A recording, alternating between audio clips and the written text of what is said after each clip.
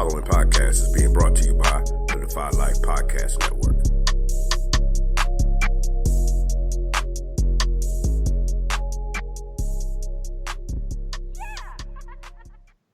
Welcome back to Unsupervised, the spinoff. This week, your friendly neighborhood hosts give a weekly Rona update featuring West Coast Jay has an illness and false maintenance workers. We discuss the Ahmaud Arbery shooting in Georgia and the difference between freedom and liberty. We answer the question, should a woman be able to ask a man to marry them? In our wacky stat of the week, some Americans believe the sun rotates around the earth. We touch briefly on petty party politics with the Trump death clock in Times Square. And in our main topic, apparently, we don't trust our hypothetical daughters around teenage sexual situations. Sit back, relax, and enjoy the show.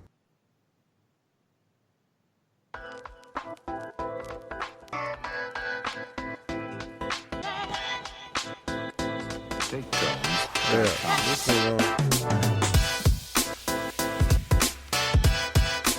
is anybody there? Yo, is this thing on? Wait, I feel like this thing might be on.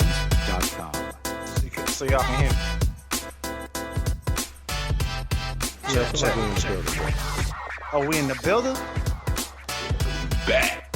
Oh shit, y'all already know what I'm gonna say then. Let's get it then. Welcome back. Unsupervised Spinoff Podcast, powered only by the Defy Life Podcast Network. We are bringing it back to the people, back to the fans. I'm back with my brothers, man. This is episode 15. It's your boy M. Dot, the real himself. The real is back. It's 2 for Tuesdays, except it's Wednesday, but whatever. We're gonna get to that some of the time. Yo, man, I'm here with Hollywood Paul, West Coast Jay, 2 fabulous co-hosts of this show. And man, we back again, man. I thought y'all had gotten rid of us, but fuck it, we still here. West Coast Jay, man, how you doing today? Man, we're over here sick as a dog. Oh, damn, you sick as a dog, bro? That's not good, man. That's not good. Yeah, I don't enjoy it. I don't support man, it. I'm sorry to hear that, brother. Feel better. Hollywood Paul, man. What they do, man? How you doing? Shit, I'm chilling, man. You know what I'm saying? Ducking and dodging the Rona. You know what I'm saying? But nah, I'm just giving our West Coast Jay a hard time, man. You know what I'm saying? But hope the good brother starts to feel better for sure. A little thievery going on there. Nah, yeah, man. No, shout out to West Coast Jay, man. Because you're not feeling well, man. So I might take it a little bit easy on you today that I normally would. That's probably not true. Gentlemen. Don't forget, man. Check out our written content. The Defy Life Network. At godefylife.com. Check out our network suite of podcast shows at defylifepods.com. Don't forget to check out our gear site for your customized gear for all of our shows at defylifegear.com. And don't forget to check out our Patreon site at patreon.com /godefylife. It is how you can help best support the network, support the shows. Everyone always asks, how do you do that? Any help you give us will definitely help support our shows and continue to work and grow in the community and bring you awesome content. So we definitely feel that and hope you guys can continue to support us and support the family. West Coast Jay, man, let them know where they can find us. Yeah, I know y'all can find us at defylifepods.com. That's for all of the network shows. But for us in particular, you can catch us on Spreaker, Spotify, Apple Podcasts, Google Play Podcasts, iTunes, iHeartRadio, and pretty much anywhere else you get your podcast needs met. Also, you can email us. We still ain't got no emails. I believe I feel the proverbial type of way about that. But you can email us at unsupervised at godefylife.com. Yeah, man. Email us, y'all. Like, we out here, email us some questions. Like, we definitely want to take y'all feedback. Now, we get feedback. It's just not via email. Like, definitely drop some comments out there. Drop some emails out there for us. And speaking of dropping comments out there, Hollywood Paul, man, let them know where they can do that at. Oh, y'all definitely could drop a comment off on our Facebook page at Unsupervised, the spinoff podcast at facebook.com. Make sure y'all like, share, comment. Get your name into that raffle that I'm going to give away because we're about to be open and free to roam here. So you want to get your name into that hat to get that free hotel stay because I know a lot of y'all about to go travel. So make sure you're telling a friend about it. Talk to your mama and them, your daddy, your uncle, your principal at your old high school, whoever. Everybody. We got something here for everybody, man. You know what I'm saying? So like, comment, and share. Check us out, facebook.com, Unsupervised, the spinoff podcast. No doubt.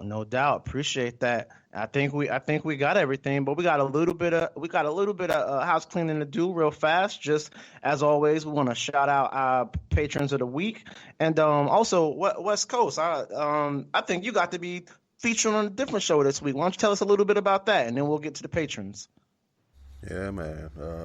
I was stand-in for the Uncle Oz for a little bit because apparently he was hard to find on Sunday. So Scott called me up and asked me to sit in. So we got to a good conversation on Take a Knee for Marvel vs. DC, which again can be found at defylifepods.com.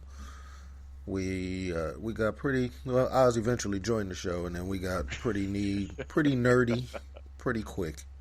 So it was great fun for that part. No doubt. And listeners, we featured those two guests on episode 13, I believe that was. So just a couple episodes ago. So if you haven't heard that, definitely double back and check those two hosts out for Marvel versus Take a Knee for Marvel versus DC. We had them on the show a couple shows ago. Great host. We also want to go ahead and do our shout out to our patrons of the week. This week we're going to go ahead and shout out the two youngest patrons of Defy Life, and that is McKinley and Marley. Right, young patrons. The young gents. We appreciate y'all, man. You young whippersnappers. No doubt. I think they're like 2 and 5 or 6 or something like that. So, oh shit. Give us that lemonade money. We appreciate all that. No doubt, man. Little Infamil money and all of that. No, we also appreciate the parents. Because it's not like those two young gents have any jobs, right. But we definitely appreciate the love, man. Keep support. Way to show your kids how to support their local businesses and podcast shows. We appreciate it. No doubt. Hey, man. No further ado, man. Let's get into this thing, man. West Coast J, man. I know you would say you weren't feeling too hot, so. Why don't you go ahead and let us know, let the listeners know, man. Actually, and me too, man. How was your week? Well, it was cool up until probably about Friday, Saturday. So Saturday I was chilling, watching Netflix, playing video games, napping, eating, lather, rinse, repeat. I got a knock on my door. A couple of my homegirls live on the other side of my apartment complex. And they were just sort of walking around because it was a beautiful day. Oh, like, word? Well, we decided just, to knock on you, check on you, make sure you was good. Yeah, come on. Like, okay. And like, okay, well, what are you doing for the rest of the day? I'm like, shit, I'm about to eat some Mexican food, take a nap, and then wake up and watch the UFC tonight. I'm like, well, why don't you come watch the UFC? We just moved into this new apartment. Been there about a week. It should be good and clean. I mean, I know you feel fresh about the invite. Fight night invite, though. I'm like, okay. Brother, why you ain't hit me up? Damn. True that. Oh, my bad. You can continue. I'm sorry. West Coast Jay, man. He was like, wait a minute. He did the math. It was like 1 + 2 carry to 1. Nah. I'm going to have to do this one on my own and tell them about it. I'm going to have to let them watch the game film later on. We can study the game film, but I'm going to have to play a one-on-one hero ball on this one, baby. Damn, go ahead, West Coast. West Coast, you don't like to give a brother an assist, though? You don't like the assist stat? You just like to score? True that. I'm messing Anyway, with so you, back to bro. my story, right? My So bad. I finish eating my Mexican food, take myself a nap, get up. I'm like, you know what? They only been there like 4 or 5 days. Couldn't be no Rona in there. Couldn't be none. Whatever. All right, I'll go over there and watch the damn fights with them. So I'm over there chilling, watching damn fights. Everything cool. Go home. Next day, I can't hear on my right ear. My face done swole up all on the right side. On the inside, though, like it hadn't physically. So all my sinuses just packed themselves full of whatever they packed themselves full of. So bottom line, I left the house one time. Oh, actually, no, this is the second time that I've left the house for more than an hour. And I came back Right. with a damn sinus infection. Wow. So I'm taking this as Mother Nature giving me a legitimate shot across the bow. Straight up, hey, stay your ass. You better keep your ass around here. I ain't playing. You know what I'm saying? She gave me some shit I could take antibiotics for, though. Like, you feel me? This isn't a virus. Right. It's some bacteriums. But I do know that I am, let's just say, I felt like I've been shot at and missed, but shit at and hit. Well, now, let me ask you this: did you think it was the Rona? Like when your ear started fucking up, did you think it was the Rona? Was the first shit you thought like, oh hell no? No, corona's an upper respiratory issue. That has nothing to do. That would start in my chest. So you think? So if it started in my sinuses, like, no.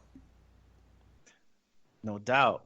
Cause I got people in the medical industry that'll tell you that shit hit you like cologne. That shit does something different to everybody. Mm. Oh yeah, That's no, something I different don't. I to don't believe everybody. I have the Rona right now. Let me just call it what it is. I believe that Man, me and these 10 days worth of antibiotics are about to solve some problems. True.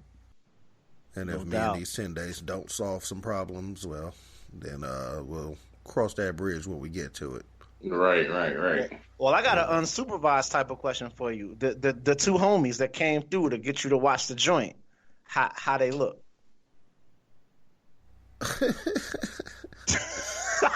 They cool, man. They cool. They alright. They alright. They alright. You know what I'm saying? They alright. They cool. They alright. True that. I guess I can quantify that into something. I mean, they were good enough to get him out the crib. I mean, you know what I mean? Exactly. Shit, Hollywood Palmer, how was your week, brother? Hey man, I ain't got too much to add up to that after that story, man. You know what I'm saying? I just been ducking and dodging the Rona, pimp. You know what I'm saying? I've been staying at the crib, It's not man. like West Coast. I've been taking one from West Coast's book, staying at the crib. Netflix and I have an intimate relationship going on right now. You know, I just finished watching this little mini series, Hollywood, and then the Waco joint, with David Koresh. Right. That was pretty cool, man. You know what I'm saying? I remember being a kid and that jump was popping off. It was crazy. So it was brought back some memories. But other than that, man, I've just been chilling, man. You know, waiting to see what happens next. No doubt. My week hadn't been too crazy, man. We announced we was gonna reopen our office next week to many moans and groans, including myself. Sent back the plan like, hey, can you send back your estimated time when you might return back to the office? Or do you think you're gonna return when we open the office? Hell no. And in September sometime. So yeah, I have zero plans on returning my physical body to the office at all. Oh wow. Well, it's cool you got the option to do that. Yeah, I got that. Well, it probably give us the option for about a week. But yeah, I'm of African American descent, so it's a little more, I'm a little more at risk than the white folks. Right. So cats be sneezing and carrying on and coughing all over the place. And we have a culture that, like, if you sick, like, people still come to work sick and shit. And so I'm not gonna put myself, in that type of risk factor and harm's way just to prove that I'm a dedicated employee. You know, I'm good. I'll continue to work from home until I'm really, really comfortable with knowing that, you know, I can return to the office.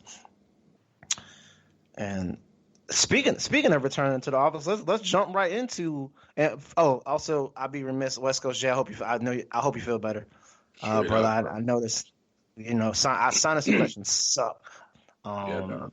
I mean, I told y'all, you know, when we first started the show, I was just coming off of a sinus infection mixed with some bronchitis at the same time. They thought was the Rona, but it turned out to not be. Like, so West Coast, I hope you get better, bruh. This motherfucker sick. You know what I'm saying? We didn't got the real NBA season canceled. So right now we got the video game season put on hold. And you know what I'm saying? So hope you feel better, bruh. Straight up, just on some real shit. Appreciate that, gentlemen. I do. No doubt. Feel better, brother. But speaking of COVID, man, it's time for our weekly COVID update. I don't think it's going to be too long, but I definitely wanted to touch on, like, so all of us live in the great Tar Heel state of North Carolina. I'm assuming that you guys knew that, considering that we always talk about Tar Heels basketball. Oh, speaking of Tar Heels basketball, did y'all see we actually jumped to that number 2 class? I saw that. Once the recruiting was closed, I got to give Roy a little round of applause out there for that. You know, he did jump Coach K. And, speaking of Coach K, Zion Williamson might have found out that he got paid to play. You know, so they're asking for a deposition from Coach K, but that's not what we're talking about right now. COVID, our state, we are in the process of reopening. We are in phase 1, and just real quick, man, how do you gentlemen think phase 1's going right now? You seeing more people out? You seeing, like, what are you seeing out there, Hollywood? I'm definitely seeing more people out, and I'm definitely seeing an increase in the people that are getting infected.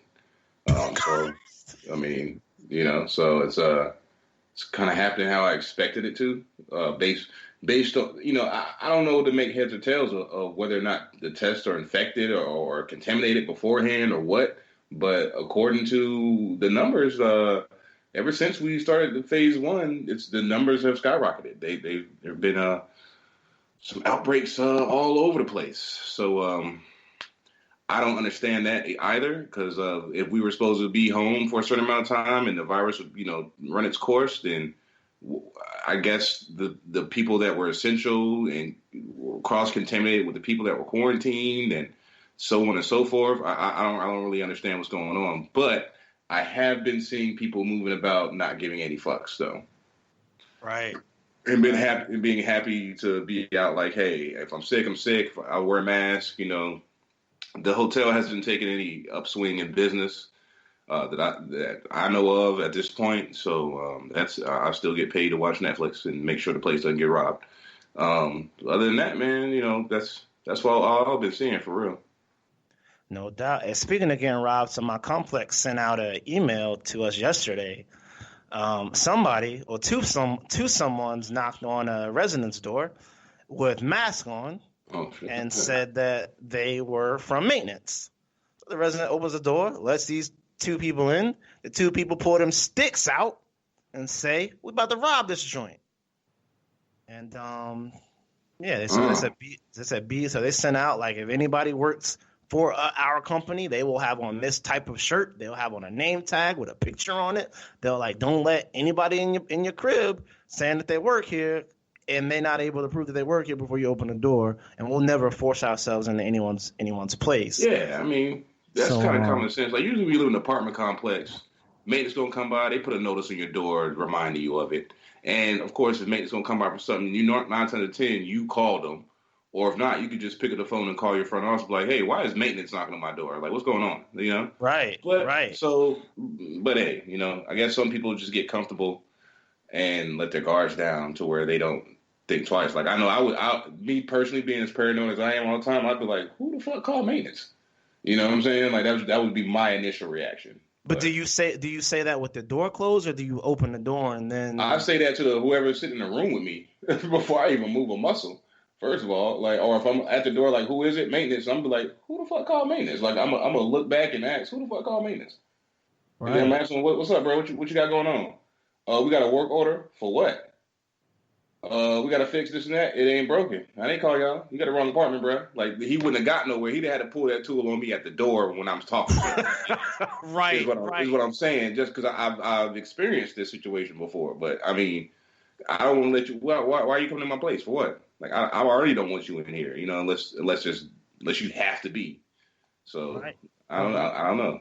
Remember what I said. People, it's people. Just in North Carolina alone, we have 1 million. Governor Roy Cooper said we have 1 million unemployment claims, and we've only been able to fill about 500,000 of them. And Yeah. so it's still 500,000 people in the state Ain't getting no bread. ain't getting no bread. So I just think, I think it's, not saying it's right or anything, but people out here trying to get it how they live, it's just got me to thinking like. Gotta be on your P's and Q's, baby. First of all, I'm not opening my door, but if I do open my door, I'm gonna have to answer with that shtick already out. You know what I'm saying? Right. Like, you gotta, I mean, especially right now, you gotta be on your P's and Q's, man. Like, something suspicious going on. Somebody, I mean, just in general, period. Like, right before the coronavirus took over everything, I mean, there was a big thing going around about people doing a human trafficking bit where, somebody be asking you for directions and distracting you while somebody else come up behind you. Or, when a van will wait and park next to you while somebody else comes up from behind you and distract you. They'll jump out the van and grab you. And so you got to be on your P's and Q's out here, man. People are not the nicest. There's not everyone has your ideal benefit in mind, and this ain't 1920s where you should just be leaving your doors unlocked. I mean, so with that being said, don't be opening the door for motherfuckers, and you ain't called them there. Yeah, I've actually left my keys in the door like multiple times. When you know how you bring in groceries and shit like that. And, Right. One of my neighbors might come and knock on the door and say, "Hey, man." Wait for me to open it and say, "Hey, man, you left your keys in the door again." I'm like, fuck! But, whatever. Right. So, but yeah, I'm definitely like, what was Will Smith's name? Oh, Jim West. I shoot first and ask questions later. So don't come to my shit talking about you maintenance and you ain't really maintenance. Cause, right. I'm gonna get me one. West Coast J. We reopening, man. Got a bunch of crazy stuff going on out here in the world. People trying to get into your crib, talking about their maintenance and all that. What you seeing out here, man? You seeing lots of people out? You seeing people suited and booted up, or people out there now like it's over? What's your thoughts? Hey, real talk. I ain't seen shit since Saturday. I've been in the motherfucking house taking like the last thing I saw was CVS Pharmacy to pick up some goddamn antibiotics. So No doubt. In reality, like, I ain't seen shit. I seen them two people that came and knocked on my door and invited me to their house, and I came back with a goddamn sinus infection. So really, I don't think I'm gonna see people for a while. Right. No doubt. So you grounded. Oh yeah. Like, I'm officially taking Mother Nature's fair warning. Facts. Well, we don't gotta dwell too much on that. Right. Speaking of taking fair warnings, I guess that's a bad segue. But this gentleman did not get a warning. Did y'all by any chance get a chance to take a look at my companion piece on the show from last week, the article on Defy Live called "Liberty versus Freedom"? No. Oh, come on. Tell us about I apologize. Please tell us. Y'all are hosts on the show. Well, I feel so bad, man. I feel so bad. And that has to do with reading, because what? Niggas don't read? You pose to know. But let me just let the listeners know. So first of all, you can go to go to FileLife.com and check out the companion article, Liberty versus Freedom, for episode 14. In fact, we will actually now be putting a companion article on Go to File Life for every single show. I will do like a little write-up on my thoughts, or kind of post thoughts or pre-thoughts, or whatever thoughts I fucking have. I'm going to put them out there. So, but I'll check this out, and just real quick. Episode 14 can be found here. Unsupervised the Spinoff podcast crew goes deep in the discussion of the shooting death of Ahmaud Arbery and more on episode 14. It says, I was speaking with a friend of mine related to the shooting, and his words hit me differently.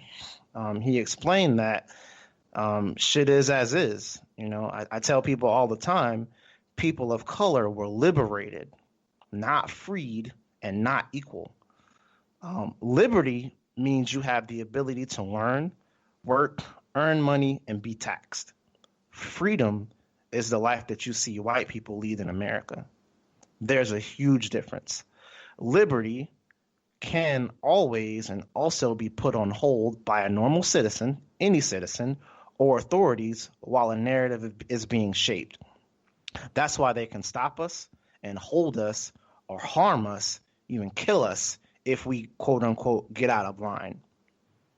And this conversation made me think of situations like South Park Susan, Poolside Adam, or Barbecue Becky, where people of color are just out exercising their, quote, freedom while constantly having our very presence and right to do so questioned by white counterparts. In each of these scenarios, the authorities were called to remove the persons of color. Mr. Arbery was removed permanently. So people of color, yes, maybe you do have your liberty, but maybe you should ask yourself, do you actually have your freedom? So that's the companion piece out there. So last week we touched on Ahmaud Arbery. And I just wanted to kind of follow up just on that piece specifically, on your thoughts on liberty versus freedom, as well as any updates on the subject, because we know since I think we was really only one of the only shows on the network that was able to kind of cover it in at length last week. But so definitely go back and take a listen. There's good information in that show kind of related to the situation. It's all over national media. And the Defy Life podcast also did a really great job of breaking it down on their show this week as well. So definitely go check that out. Quick show plug. But gentlemen, after hearing that, what are your thoughts, man? West Coast Jam, I'll start with you. Well, liberated, not freed, and equal. And that's it's a beautiful way to say it, unfortunately. The difference between being free would mean that there would not be videos that show up months later of somebody being hunted and shot in the street. Like, liberated, it's way heavier than I'm giving it credit for right now, is the honest answer. Right. Like, 3/4 of me is still all doped up on antibiotics and everything else. So y'all have to excuse me if I'm a little slower than normal. No, but it is no doubt. It's what it is more than anything else. The semantics of it make it tragic. The fact that there are semantics involved in it. The fact that there is a difference between liberation and freedom. You know, technically, I guess we liberated Iraq, but are they free? Exactly. Now they're back under ISIS control. We don't know. So, for black people in the United States in particular, the fact that it's still just acceptable for somebody to have hunted somebody down, and the only reason why it even came to light is because a video surfaced months later. Right. Like, it's maddening more than anything else. Like, I don't have many words for it because it's maddening. in North Carolina, and so we've talked about this. We've talked about what would happen if a group of 300 black demonstrators would have showed up at the state capitol with big ass guns and shit like ARs and all that. And I made a joke about people showing up with rocket launchers and shit like that. The difference between liberty and freedom, and that was a joke. In North Carolina this past week, a white dude shows up in Subway. He's ordering a sandwich. What does he fucking have strapped over his shoulders? A fucking rocket launcher. Do you know what'll happen to you if you are walking down the street with a fucking rocket launcher, my brothers? Hollywood Paul, get at me on both of those thoughts. I mean, well, just to comment on the wordplay of the liberation is not freedom. The way I guess I could say, I'll just speak from my standpoint. The way I see it in this country, we were not freed nor liberated. The definition of liberation is to free someone from oppression, slavery, or detention of some kind. Like you free to liberate. Like when we go liberate Iraq or Iraq, we're supposed to free them from the tyranny of their oppressor. So that's why we went there. That's why we said, hey, the thing is, we were transferred. In your scenario, though, can you, if you're the oppressor, mm-hmm. can you liberate someone from yourself? And I honestly think that's where the disconnect between liberty. I can free you from myself. But that means I have to remove myself from the power rankings to make sure that you are truly free and liberated. And there's no backdoor come around recidivism. And so, well, that's not a thing. So what do they say? The source of the pain cannot also be the source of the healing or whatever, some shit they say or whatever. I get what you're saying, but my point is, if I enslave you, I can tell you I no longer enslave you, and then no longer enslave anyone else. But if you're still the power structure, so you liberated me, but do I actually have freedom? But if I backdoor you to say that, oh, well, if you steal something or you break a law, you still have to be a slave of the state, then I just transferred you. If I still have to vote on your voting rights just to be have a say, your ownership just was transferred. It's been well hidden. So my point is, you have to remove. If I'm going to free you from myself, I can no longer have power. I have to give that power up. But that's my question to you, being that that's your line of thinking, because what we know one of those pieces of that statement is true. We were freed. We are no longer enslaved. However, the enslavee didn't give up that power. So do you think that is the disconnect of the cause of being liberated but not free? Because like you said, those words should be synonymous. But we as Black Americans don't experience the synonymism of those words. No, we were not. We were freed from having to be forced to labor. Now we get paid to labor. That's not so draconian and grueling. And the penalties for not laboring aren't so draconian, and the labor isn't as grueling. We get paid for that now. So that's a difference of that type of freedom. That was just, and then the liberation of it to free us from oppression, according to the definition. If Black people were liberated, they would not be getting hunted down on the streets hundreds of years later by what has transformed from the slave patrol to what we now call police officers or peace officers. That liberation has not it's been lost in translation. If somehow a president or politicians decided, hey, we're going to liberate the Black race from their tyranny, what the fuck do you call what happened to my man that was jogging through the neighborhood? That was him. That was a liberated person. The situation, how West Coast just broke it down, like nothing was going to happen because this skis ball up in sitting in the office looking out for her friends, saying nothing was wrong here. Because of whatever psychological disconnect this person has with connecting an African American to the word human being. Right. So because of that you have to liberate the mind first before you can liberate the body. You got to be a winner in your mind first before you can be a winner in the game that you're going to play. So so the education has not been taken through the gauntlet of that liberation as well.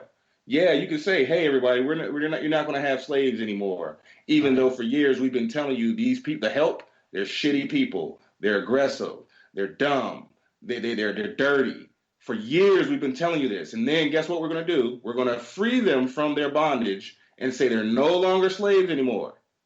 Okay, and you can't treat them like you did before. But we're not putting the same amount of effort into the education of undoing the dirty, the slimy, the aggressive. It's kind of like why Big Tobacco got sued. Yeah, you told us how great cigarettes was. You spent hundreds of millions of dollars doing that. And then you turn around and spend 10 grand telling us how bad it is. Billions. You see what I'm saying? Yeah. You spend 10 grand telling us how bad it is, but you spend billions of dollars telling us how cool, how great, how you'll get the girls, you'll get the job. You cool guys drive this car if they smoke these types of cigarettes, So my point is, yeah, you're gonna free them. You're gonna help but not help. You're gonna take them out the 100-foot hole and put them in a 50-foot hole that some people still keep trying to dig because they haven't been educated with the mental aspect of liberation. Well, when you say some people, you must mean Caucasians. I mean racists. I mean the acceptance of understanding that there are certain organizations that have solely been created to hold other people down, that they do not think should exist. The systematic portion of it as well, the media that factors into it. I mean, all of that is a combination of what has not. It does not. All that disproves the fact of liberation. I mean, hell. I mean, the man Kobe Bryant was not in the ground before someone mentioned the rape case. Hell, we talked about it on the show before the man was even in the ground because of what other people were bringing up. Okay, now think about any professional who is a white man. Okay. And he did some shitty things. There are directors right now who are still held high in textbooks that they teach their philosophy in film class who were fucking pedophiles, man. Right. Okay? But they don't get brought up like that. Right. Okay. So that liberation, if you why would you there is a current man still playing in the NFL right now who we know raped a woman. Okay, multiple women, Super Bowl champion quarterback. He's not getting treated that way. So my point is, it's the Jim Crow, Willie Lynch mentality that was instilled generation to generation to generation that has prevented the liberation of black people. Not only has that been instilled into the races, it's been instilled into the black people as well. We hate ourselves because of that. We can't be liberated because we're standing in our own way. On top of we're the rejuvenating system that stands in our own way. That's Willie Lynch. Jim Crow is what everybody else sees us as. So we're fighting a uphill battle right now. So we are not liberated at all. We might be free from grueling slave labor with draconian penalties if we don't perform said labor. Liberated? I don't see that. So you have the two words switched versus in my article. That's interesting. All right, so touch on my man in Subway with the fucking rocket launcher. Because I was making a joke, but it's people out there walking around with rocket launchers. That's liberation, my friend. See, I think that's freedom. No, he is free to go buy a rocket launcher and walk around with it, just like we are. He is free from tyranny and oppression. He will not be oppressed because he is a white man holding a rocket launcher. He is liberated.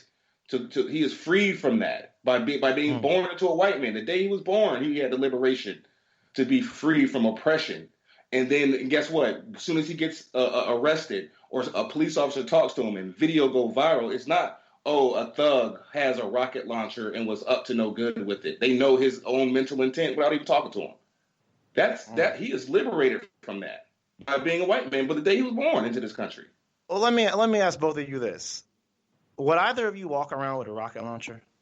I am free to go buy a rocket launcher. Yes, I'm free to go walk around with it. I don't have the liberty to do that into this country.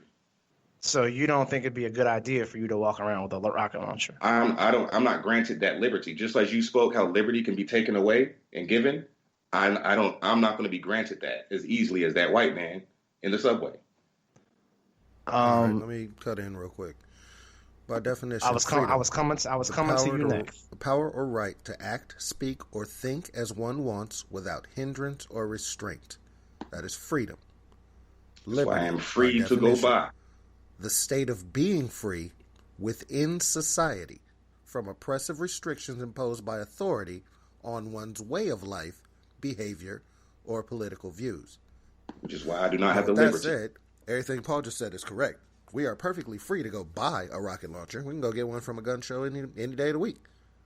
But we do not have the liberty to walk around with one without consequence. Right. We are free to make that choice to walk around with it, but we do not have the liberty to not be harassed, arrested, correct, detained. Somebody gonna have additional questions. Like people are just gonna let me order my $5 footlong without asking me questions about this rocket launcher. So would you walk around with a rocket launcher? Hell nah. Why? You're supposed to have the same freedom and liberty of everyone else. Well, my point is, and we don't have to. But my point is, and for the listeners out there, we as being black in America, listen to what the three of us are saying. I know, and I'm a gun owner. I carry guns all the time. But I know every time I'm carrying, I know I'm putting myself at a greater risk to be misinterpreted or even though I'm just exercising my liberties and my freedoms. When someone sees me walking around with a firearm and I'm wearing fucking khakis and a polo, it's different. You could use your gun to stop an armed robbery, and the police would show up and still point their guns at you. They might people are point shouting their guns at me or shoot you, and people are shouting, "No, that's the wrong man. That's the wrong guy. He stopped the guy." Like I've bear witness to that, bro, at a convenience store, and like without thought, these cops had their guns trained on a Hispanic kid who literally broke up the fight because he pulled a knife, and these dudes were slashing this other guy across the face, and he didn't have a gun. He had a knife. Well, yeah. And mind you, they are already, the 911 dispatcher told them the assailant has fled the scene. Right. They still pulled their guns out, dog. Exactly. And so what I'm saying is like, so this doesn't. So and when I say being black in America, I also include brown folks. If you're of black and brown descent, your liberties and freedoms are not the same. And this is what we have been telling the other communities in our country, specifically the white community, for years. And I think that's the mistake, man. I don't mean to cut you off, but I just think that's the mistake. You keep cutting me off. I know, I'm passionate, man. I'm passionate about this shit, man. Well, let me finish my thought, and then you can chime back. Go ahead. So my point is, we as a community have been telling, and so because I'm going to tie it back to the Arbery shooting in a moment. Okay. We as a community have been saying that we don't have the same freedoms and liberties that we're supposed to have. And for a long time, lots of people have been saying, oh, that can't possibly be true. There's no such thing as privilege and white privilege and right. this, that, and the third. When I am telling you, I am telling you that if I walk into Subway, if my black ass walks in the Subway with a fucking rocket launcher, I'm gonna be dead in 7 minutes. Cause that's about how long it's gonna take the cops to come and blow my fucking shit away. That is a thought that Caucasian people in this country do not. That is a thought. It is a fear that they do not share, that they do not have, that they do not understand. And so what I'm hoping, what I'm thinking, because there's a lot of I've seen just as many posts and support and recognition and shout outs and people just showing love from the white community on this Arbery shooting that I have in any other, than the Tamir Rice, than the what's my guy got choked out. Like I saw some support, but I haven't seen support like this. And maybe it's because everybody saw this. Right. And nobody's busy at work or whatever the case may be. Like everybody saw this. Right. And so maybe what I'm hoping and I'm hopeful is this actually rings the alarm, because the oppressed can't change anything without some of the majority saying, yeah, you should listen to them. They're telling the truth. Right. So that is my point, is that what I'm trying to explain to the listeners is, as 3 black men, we know that's some shit that we can't do. And if we do, we are putting our life on the line. Whereas if you do it, you do that shit like you eating a fucking hot dog and changing your socks. So now what was you gonna say? I think you touched on it. About this ringing the alarm because of so many people being able to see it, because of not being distracted with so many everyday things, and then asking for someone who has had the advantage for so long to basically give it up unless it's affecting them personally. Because no one's like, I mean, I don't know. I guess my thing is with the stuff that's been happening to black people, they're basically asking the opposition to give up a lead. Basically, it's almost like playing a game of 21 and they start off the game with 20 points, and they've been doing that for years. And sometimes we'll go up against them and win. And sometimes when we're going up against them and win and making every bucket, they come up with ways to say, no, that didn't count. You cheated. You traveled. You double dribbled. You're out of bounds. You did this. It's my ball. It's my goal. My rules. All right. And we're asking them to say, hey, let's just start the game off 0-0. How about we just do that? That's all we're asking for. Whoa. Let's just play this one game, 0-0. You know what their response is? What are you talking about? It's a right. fair game. What are you talking about? This is how we've always played. It's a fair game. It's just how it is. Yeah. It's a fair game. It's a fair game. You got just as many chances to score as I do. Yeah, exactly. It's a fair game. I can miss my shot. You can D me up, And we're asking them to just give that up. And there's no way that's going to happen. You're either going to have to make them play 0-0 or stop playing with them. That's the only options you have. And it's going to be really hard to make somebody play straight up like that without having to always look over your shoulder. No doubt. And I think that's the mistake that we are, psychologically stuck in this cycle of as a whole. We're not saying that. Well, I appreciate you, brother. West Coast, you want to touch on that before we move on? No, you guys pretty much covered it. Hey, man, yeah. So I wanted to touch on that and just bring in some current events into it as well, man. Just so, because I definitely wanted to come back and kind of circle around to my point that, like, this is what we've been saying. That was dope, man. I'm glad you did that. Yeah, no doubt. And I saw the video. What some people are saying was him checking out the open ass construction site. Mm-hmm. When the owner was like, even if it was him, I don't give a fuck. He ain't take nothing. Like, That's what I was so gonna ask. Well, okay, that was the whole. Okay, that was the guy who was saying like basically like it was kind of like when they just framed the house kind of thing. right, the It was house a wide video open. of It's the pillars and wood right. and shit. Okay, Like, okay. it's not even a house yet. It's just like Mm. like And fucking so wood that beams and shit on dirt. and so just correct me if I'm wrong. That's the house that the two gentlemen who murdered him claimed he was burglarizing. And Correct. that was the reason why they chased him down to speak to him about breaking in to that open framing. Correct. Okay. So there is a Gotcha. video out there that I don't. Some people are saying it was him. Some people are saying it's not him. I can say it does look like him, but once again, he wasn't. He didn't break any laws. He didn't take anything.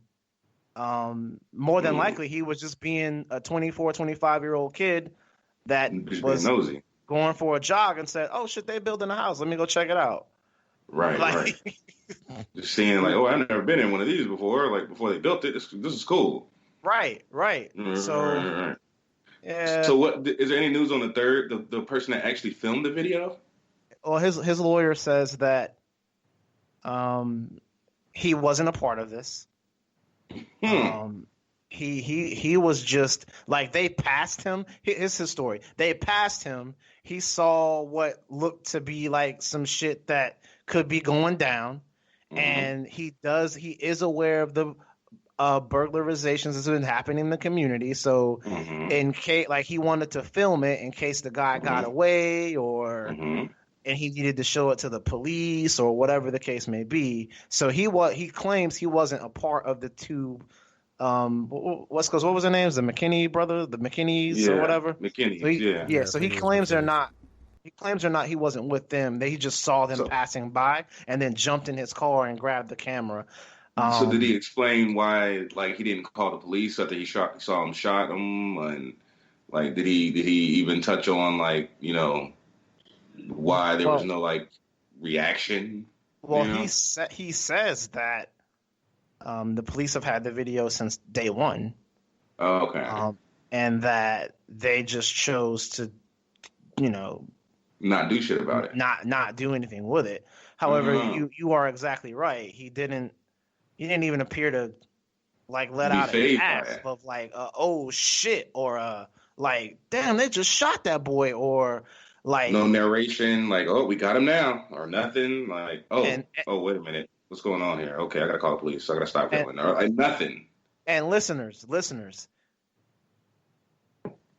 once again, the video is on our Facebook page. Go check it out and turn the audio on because once again, I'm a gun owner.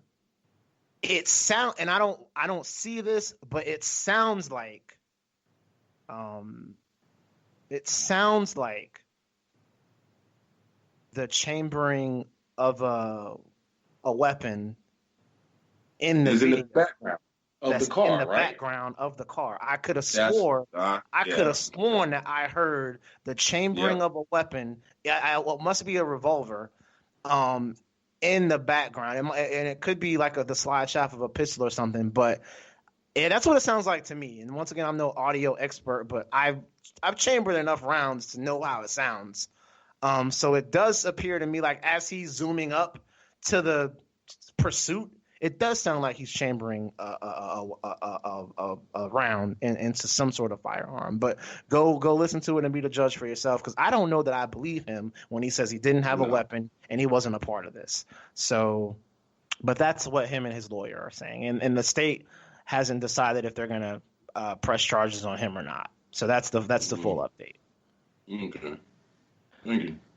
You are welcome. West Coast, you got one you want to add? McMichael. That's what their names are. McMichael. Yeah, I said McKinney. My bad, McMichael. Hey man, I'm agreeing with you, but yeah, that's it. Hey, it was close enough. But McMichael. That's how quickly shit can get switched up, and we go right up on the wrong people, man. You know. Well, hey, that's why I keep my handy dandy fact checker on my side. True that. No doubt. Hey, speaking of things on your side, West Coast. We got to pay some bills. Yeah, we Let's should get that probably done. do that at some point. So y'all stay tuned. We'll be back after these messages. We're told that greatness is exceptional, when it should be expected. You choose every day to live your life intentionally, without apology for how bright your light may shine. So go be great. Go be brilliant. Go be you. Go defy life. The Defy Life movement is one that speaks to each of us in its own way. Defy Life Gear speaks to us all by reminding us that one size does not fit all. Visit defylifegear.com to get fitted for greatness. Yeah, man, y'all go ahead and check out the Defy Life gear. We got gear out there. Cop some of it. It's pretty No fly. doubt. No doubt, no doubt. DefyLifeGear.com, man. Go get your custom gear, your Defy Life gear.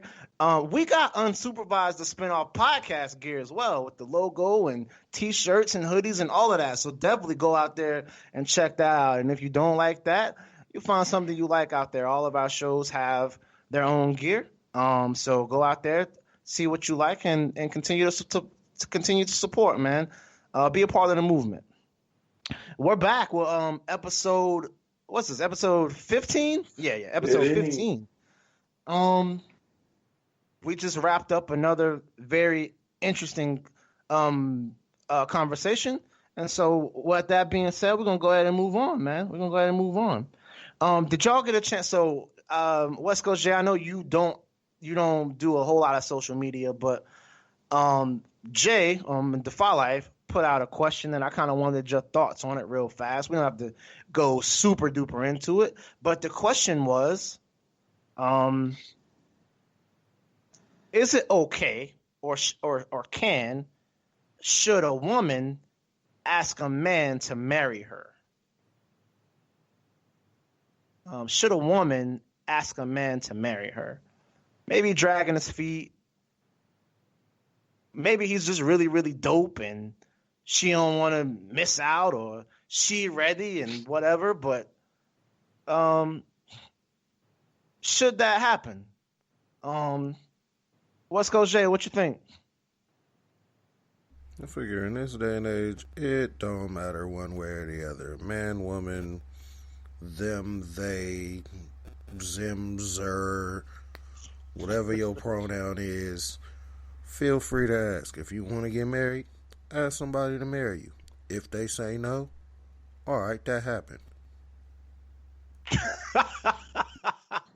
No doubt. What would be one of your scenarios where you would be like, you could see the woman being like, nigga, will you marry me? To be quite frank, I have not. A lot of it has to do with the fact that the society that we live in is pretty traditional in that sense. Overall, the man asks the woman for her hand in marriage. Historically, the man would ask the parents of the woman and have to provide some sort of dowry. But we're the woman's family actually, at least in American society. In some countries in the world, it still goes down like that. Well, the woman's family historically would be the ones that. I think we're well beyond that. Do the dowry. I feel like at this point, with the Me Too movement, with the women's lib and all of the women's marches and all of the empowerment and all of the et ceteras and all of the Beyonce independent women songs, but at the same time, the Beyonce, if you like him, then you should have put a ring on his song. It's a lot of. It really honestly shouldn't shouldn't matter. That was a little bit of a Freudian slip because I personally don't believe in the institution of marriage. Just like I feel like it's fascinating that you call a prison system an institution, but you also call a marriage an institution. I find that fascinating.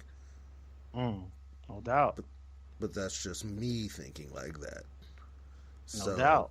For most people, I feel like, ladies, if you want it, you want to be down that hard, you feel like you need to shit and get off the pot, go spend 3 months' salary and see what happens. Throw the dice, see what happens. Hey, no doubt, Hollywood Paul, man. I'll clean that up about that dowry thing later. Hollywood Paul, man. What you thinking, man? Is it cool? Can your lady ask you to marry her? I mean, yeah, anybody can ask anyone any question. There's always going to be an answer. So, that's my take. Um, I don't think that people should ask for change so much and then still contradict that change by holding on to their convictions of tradition. So, with that being said, in the aspect of all things that are occurring in our society and the change that is happening, is that something that should matter? Two people been rocking together, and I know a guy right now. He does not make as much money as his lady, and she makes way more. She's educated way more than him. He was in the streets. He was that breadwinner. He had that bag. You know what I'm saying? Was constantly getting it real fast. But because of her profession, taking the professional upswing in anesthesiology and her making crazy fucking money, there's no reason for him to jeopardize that. And so now a guy that's been in the game 8-9 years had to basically revamp his entire approach to life and how to get money. No education, so he got to go back to school. He's got to take an entry-level job, make a little bit. Point is, I joke with him saying, yeah, your girl going to ask you to marry her, this and that, or she wear the pants type thing. She in charge. We joke, but when he say, hey, this is what it is, she respects him still. You know what I'm saying? It ain't just about, they already knew what it was about the money beforehand. My point is, she could easily go buy a ring and say, baby, and buy the ring she wants for herself and buy him a dope ring and propose. You know what I'm saying? What's wrong with that? Right. He might, and he ain't making that kind of money. I mean, he can buy something, but it ain't going to be what she really wants. You know that. You know what I'm saying? He's making 30-something grand a year. She's making $230-something thousand a year. It's a big difference, and that's just at the main hospital she works at. That's not even counting her side clinic money that comes in that she's part owner in. So she can go do whatever. So my point is, why not? They're already in their relationship. They're secure. They're wanting to take it to marriage. I mean, what does it matter who asks? It matters what happens in the marriage. That's. Right. Shit. Does it matter how it started?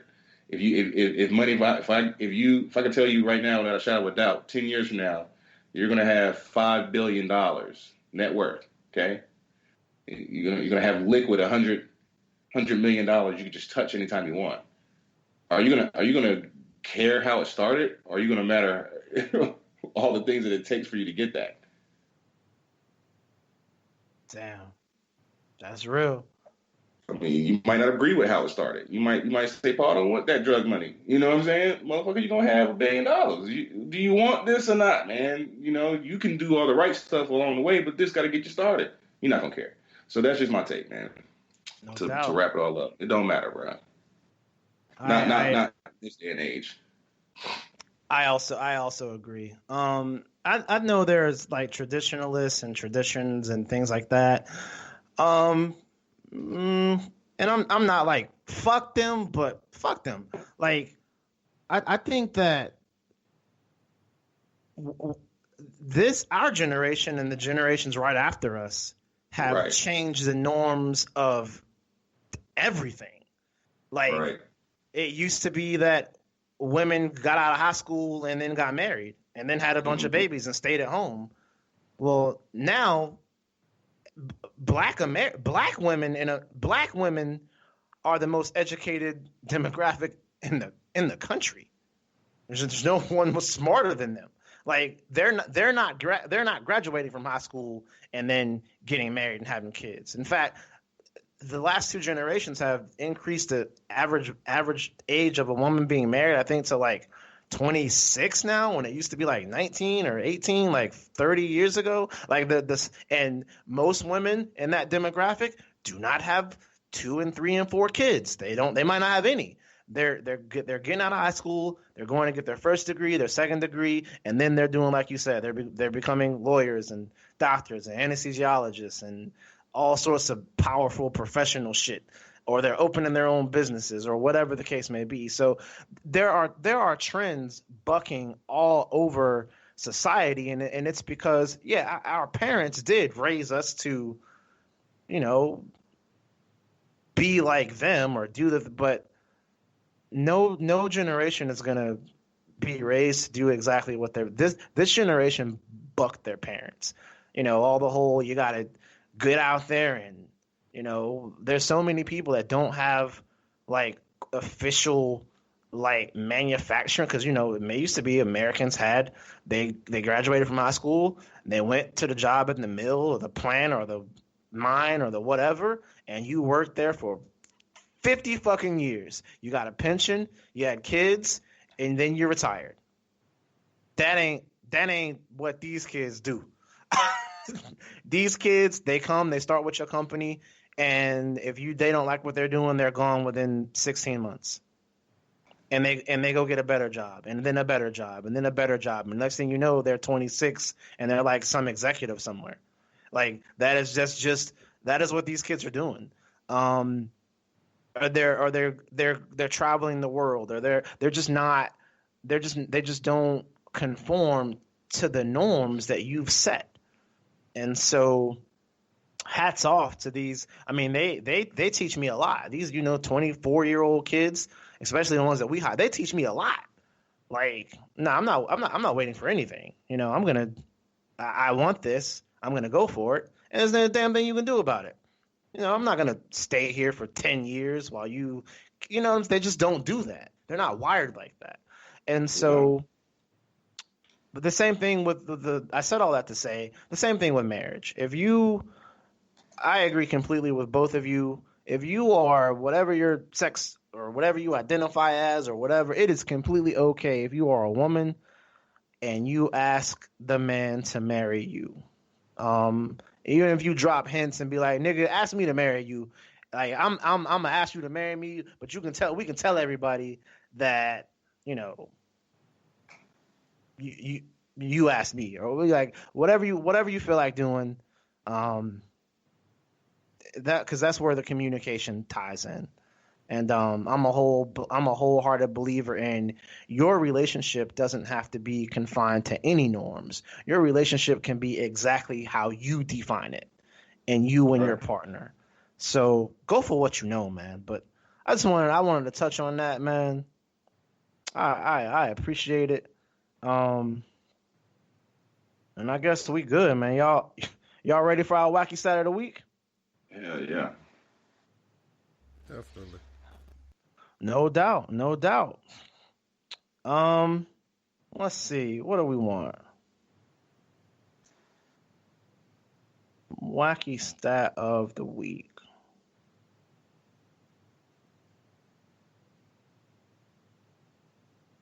No, I don't want to do that one.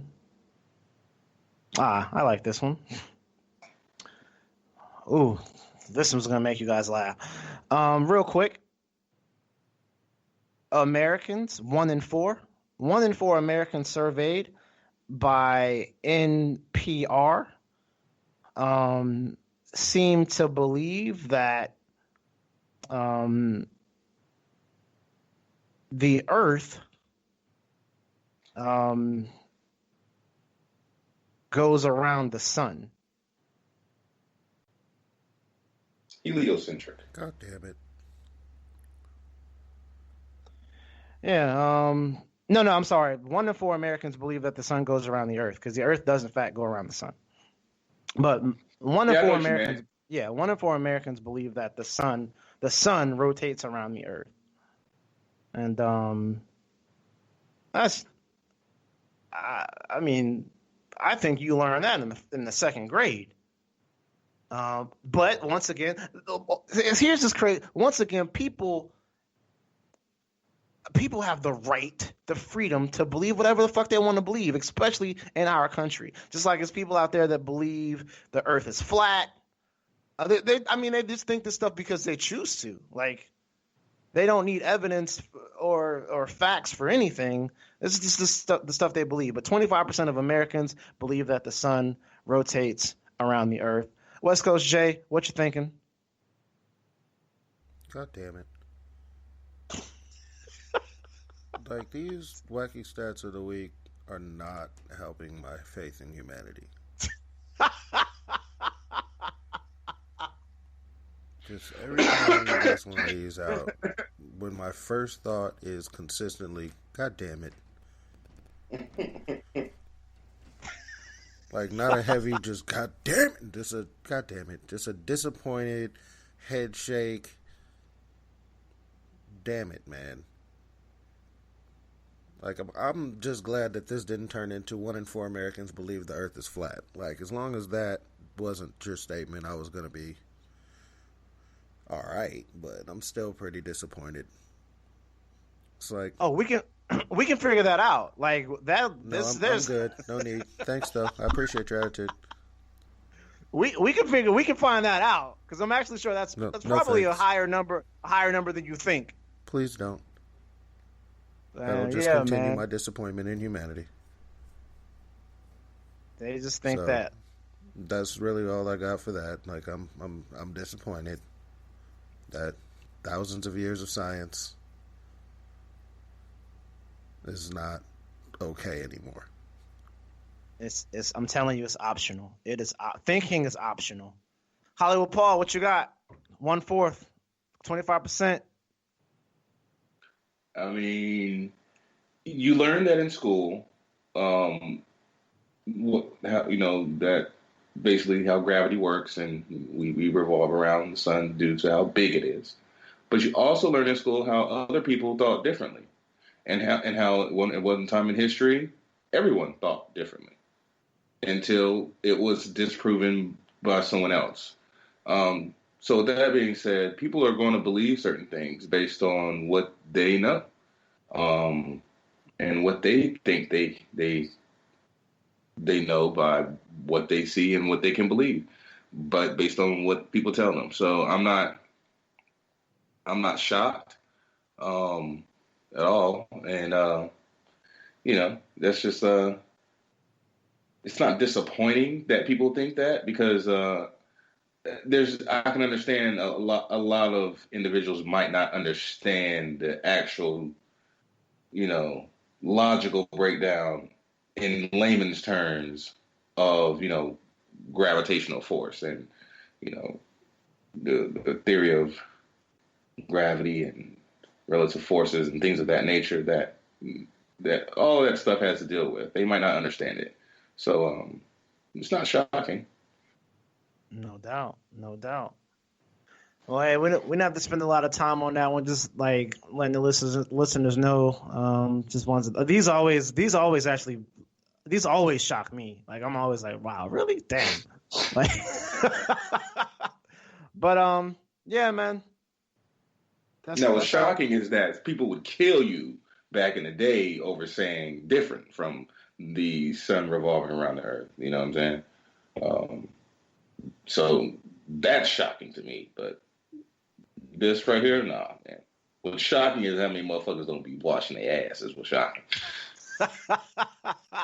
Hey, I'm gonna need a clear year of data to figure out if coming out of this thing, if people haven't started washing their ass yet. I would like to know that, but we'll figure that out eventually. Bruh, my first thing when I told my girl that shit, right, and she listened to the show, she was like, first thing she said was, so I wonder how many people just be having sex and don't be washing like that. I was like, a lot of people apparently.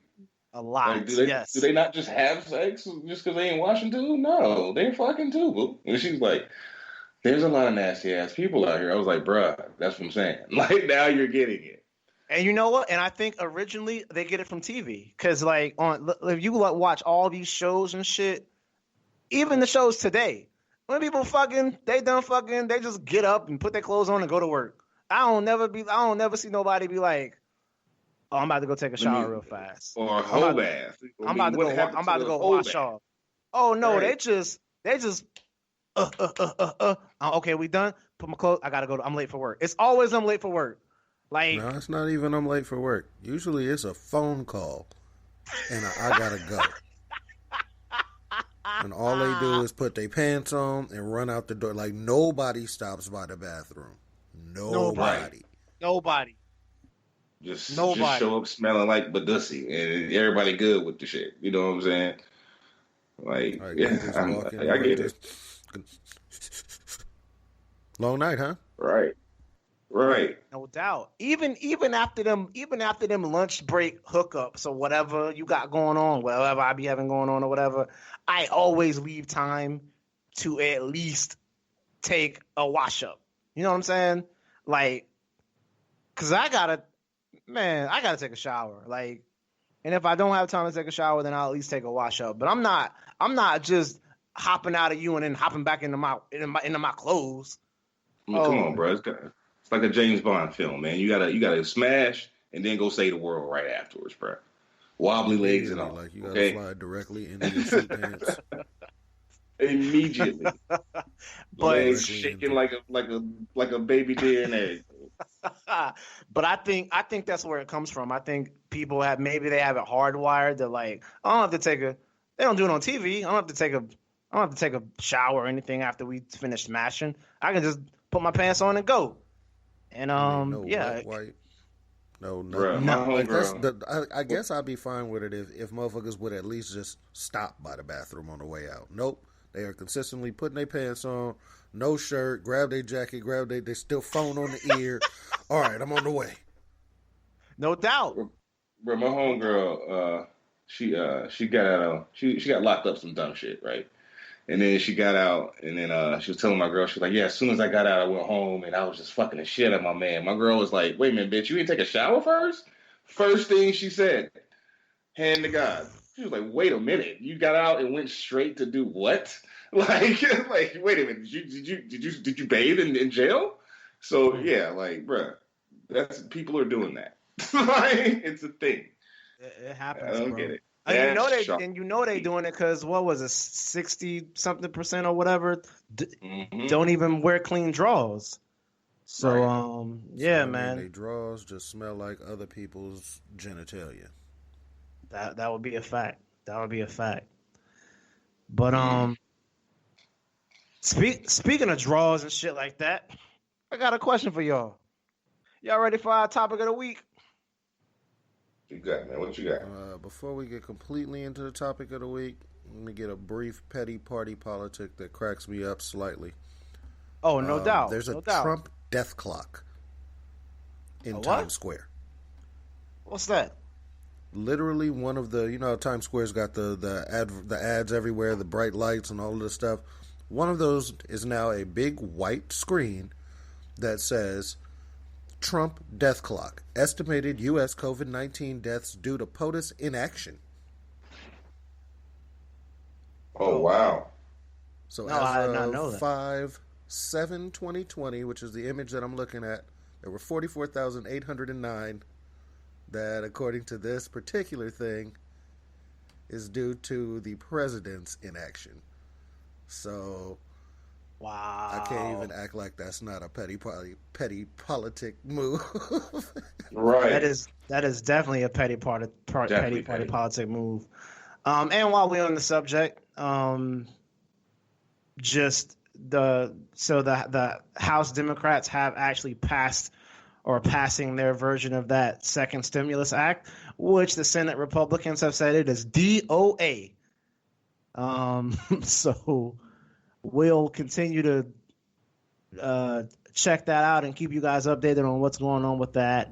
But like I said, let's be more specific. The president said it is DOA. Well, Lindsey Graham and Mitch McConnell said it too. So he can't pronounce anything. He can't. Well, that's because they said this like a couple days ago. So he's just taking their talking point and saying it again. But yeah, right. But Senate Majority Leader. That doesn't matter what the senators say. If the president says it, then damn it, that means it is gospel. If he don't sign off on it, right? If you don't sign off on it, then it ain't nothing. They can pass through whatever. Well, he's going to be under so much political pressure. He's got to sign whatever they send him. Exactly. but they got to send him something. So the Senate in this instant, I mean, I'm sure they're taking their cues from him, but the Senate also knows, like we've been saying, they got to pass something. They're just not going to pass that ridiculous, robust-ass bill that the Democrats just pushed through. But they're saying it's DOA, dead on arrival, in case you don't pay attention to politics. Which one did they just try to push through? Was that the Nancy Pelosi one, the extra $1,200 and the rent assistance and? Yeah, and I think the Democrats settled on an extra $2,000 or something, but. It's the one we were talking about last week, the one that sounded like a negotiating ploy, where we're gonna start high and see where they leave us off. Right. Yeah, it's a robust bill. So we'll, hopefully they didn't try to put like Medicaid expansions and shit in there. They just need to keep it a clean stimulus bill, because the Republicans are already gonna try to kill any real help that they try to give. The American. They don't want to give people too much. So they'll be fighting to greatly lower that. But y'all good? Yep. Oh yeah. Trump death clock. That's hilarious. That is hilarious. Y'all check it out. I'm sure it's on like the New York Times or some shit like that. Main topic of the week, man. So I had a thought, and it was like, I'm a dude. I'm a grown man. I don't have any kids yet, but if I had a kid, if I had a son and I had a daughter, like, I remember what it was like growing up and being a kid. And I'm talking about, you 16 and 17 years old. And so the File Life had a question about how to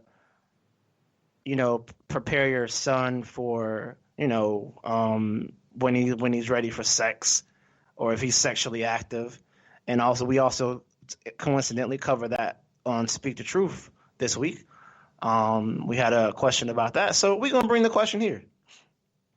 So, but for this one, I wanted a little unsupervised spin. So,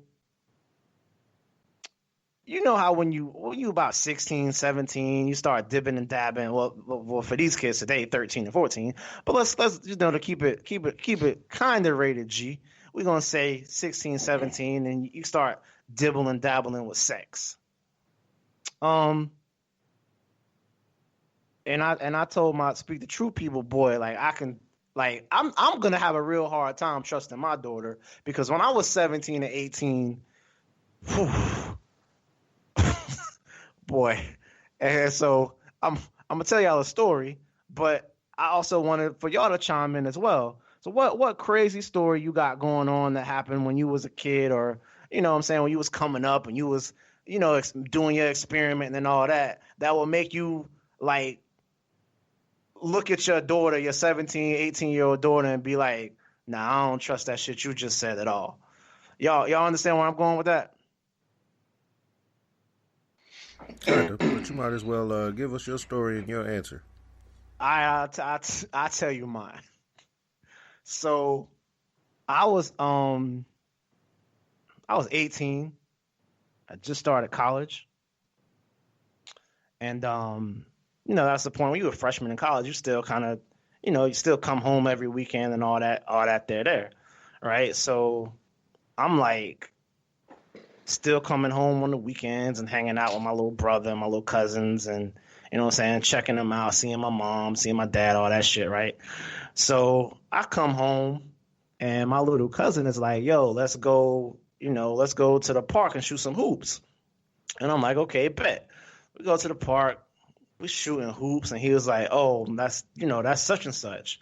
And he, at this time he might have been, let's say if I'm 18, he might have been like 13 or whatever. So he was like, oh, that's such and such. And I was like, oh, he was like, yeah, we kind of kicking it or whatever. And I was like, oh, cool. And so he went over there and talked to her. They doing a little cute little 13, 14-year-old little puppy love thing, right?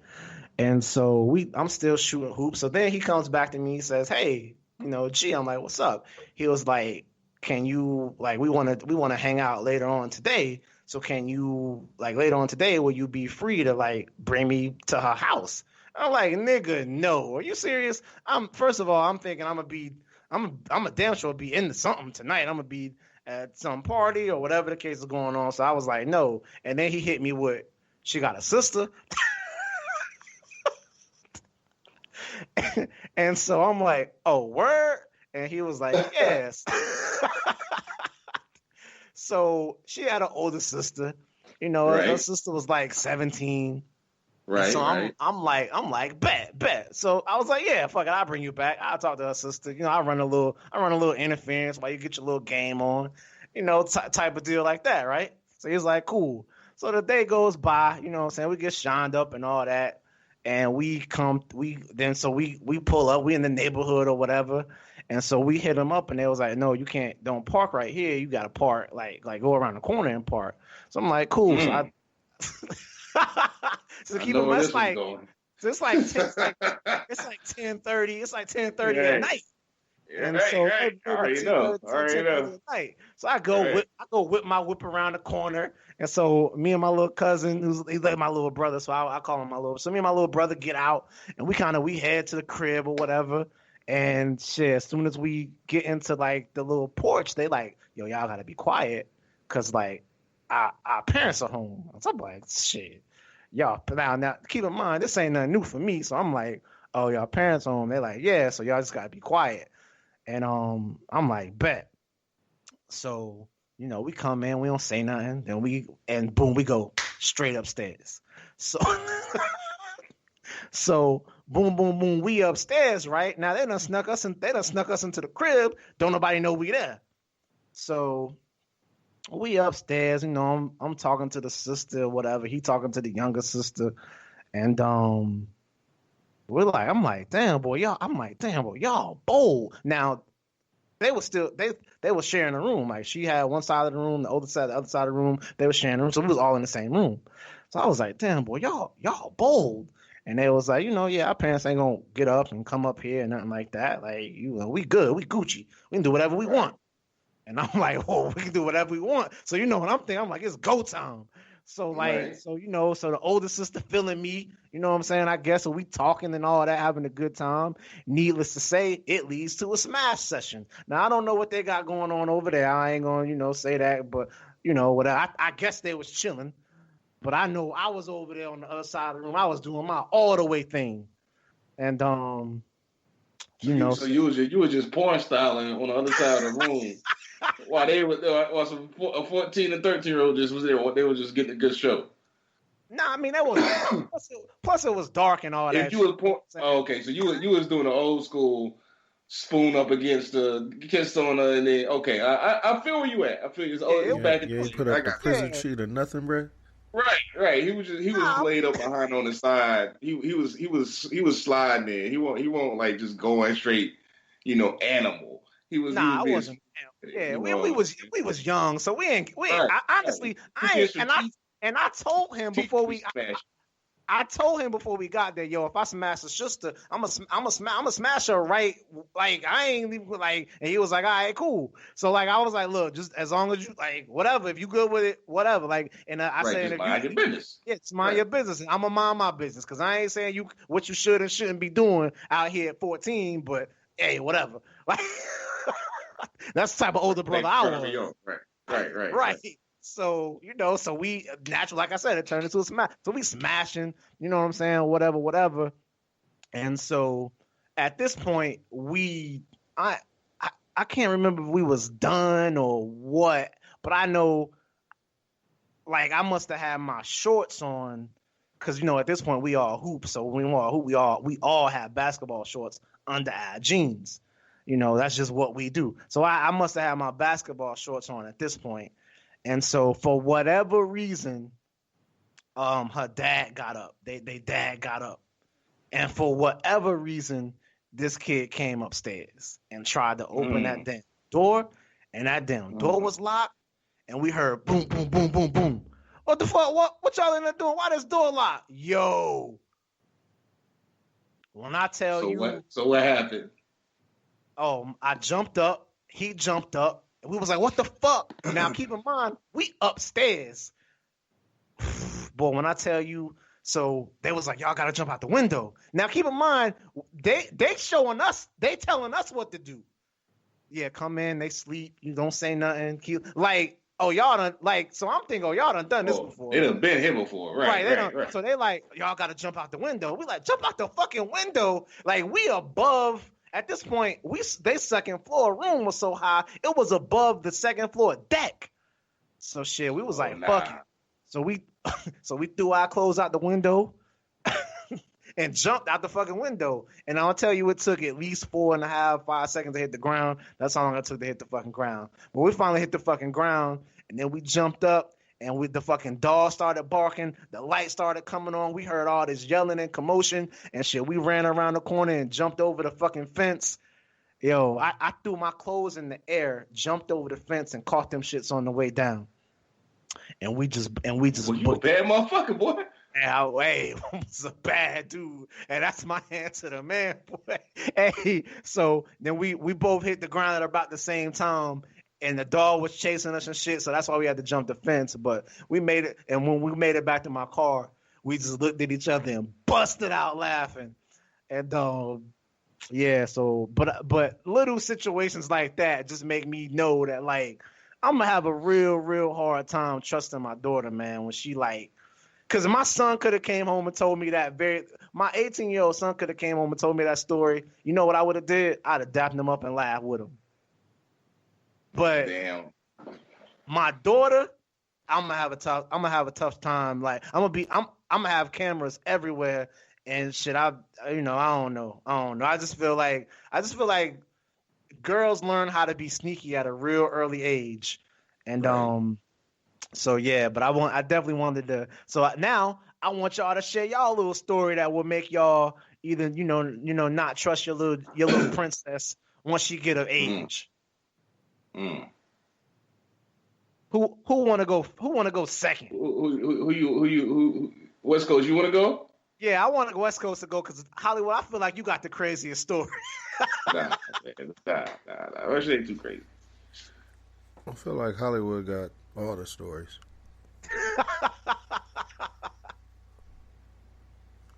Well, he gonna boring. I was a relatively tame 16 to 19-year-old. Wow. So in reality, if your hypothetical involves a 16 to 19-year-old, I'm not the right person to ask. No doubt. You feel me? Like that's the honest answer to that. You know, there was I had a sneak into somebody's house situation with my little brother as well that turned my little brother into a motherfucking legitimate jack boy. This motherfucker had her little brother locked up in a fucking closet. Damn. Because this nigga kept talking about, I'm going to tell my dad. Motherfucker said, no, the fuck you ain't. And when I was done, I walk out, I'm like, hey, Mark, we're a little brat. That motherfucker said, tell her to go get him out the closet, and we bounced. Damn! So in reality, like, my brother is probably the person that you need on here for this particular story. Right. Well, you said you had to you snuck into the house, right? No, we didn't get snuck into the house. It was just parents wasn't home. Parents was at work situation. So it wasn't really a snuck into the house. It was just that little brother was a bitch. But the parents still wasn't home, right? Like you wouldn't have been able to come and do what you did had the parents been home, right? Hell to the nah. Okay, so that counts. Oh, all right. Well, like I said, lucky for me, I had a partner in crime, for lack of a better way to put it. Right. And instead of her having a little sister, she had a little bitch ass brother, and this motherfucker tied this nigga up with a jump rope and put him in the goddamn closet. Wait. So that's a wingman for your ass, boy. Right. So you took a wingman to kick it. Wait. I would die for my brother for a reason. So you took a wingman to kick it with one chick? Yes. Yup. Oh wow.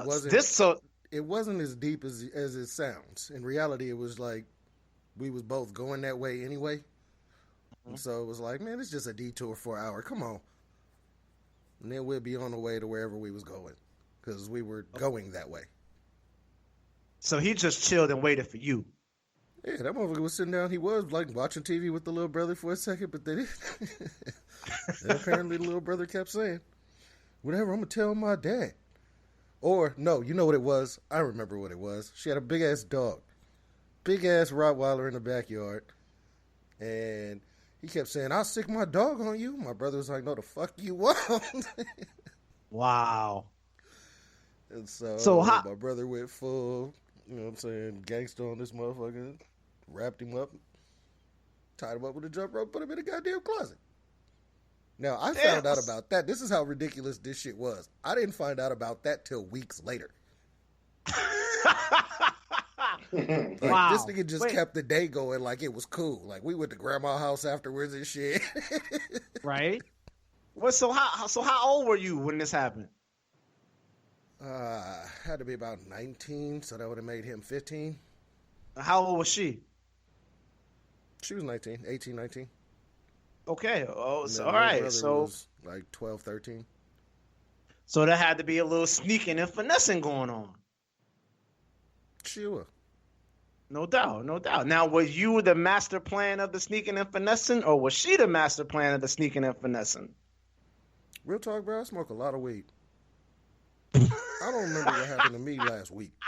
Ah, man. So, to be quite frank, for the key part of that story is tied up her little brother and put him in the closet. Like, I don't remember none of the rest of the details. Right. Oh man, Hollywood man, bring us home, man. What's your story, man? That'll make you look at your 17, 18-year-old daughter with a little like side eye real fast. My entire, me growing from 15 to 19 makes me look at will make me look at my kids with a side eye. I already know, but one story in particular, sneaking in and out of houses, man, I done did all that shit. But it's the thing about sneaking in and out of houses, like, I already know I got to watch my kids on the sneaking in and out on the nighttime stuff. You know what I'm saying? Because you got to go to sleep. You don't have to work, shit like that, and you get older, the harder you sleep because the longer you stay up, shit like that. But it's the work schedule that gets me. It's, when I got to trust my kids to be at school and they skip knowing my work schedule.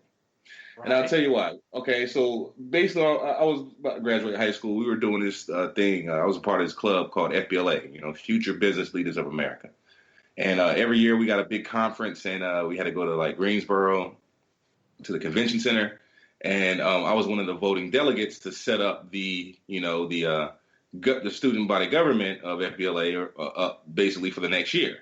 So I basically had free reign to go all over the convention, meet people, and see all the chicks or whatever, and do all that. And I met this one shorty that basically went to a high school in my hometown, just across the city, basically, right? Right. And we started kicking it or whatever, and of course, you know what I'm saying, she snuck me in the room, and I ended up smashing off on this little trip, right? And then when I came back home, she started calling me over, but I could only come over for a certain time period on Sunday, like afternoons. It was like from like noon to like 4 or some shit like that. Yeah, bro. Like, I try to get up with her during the week. No.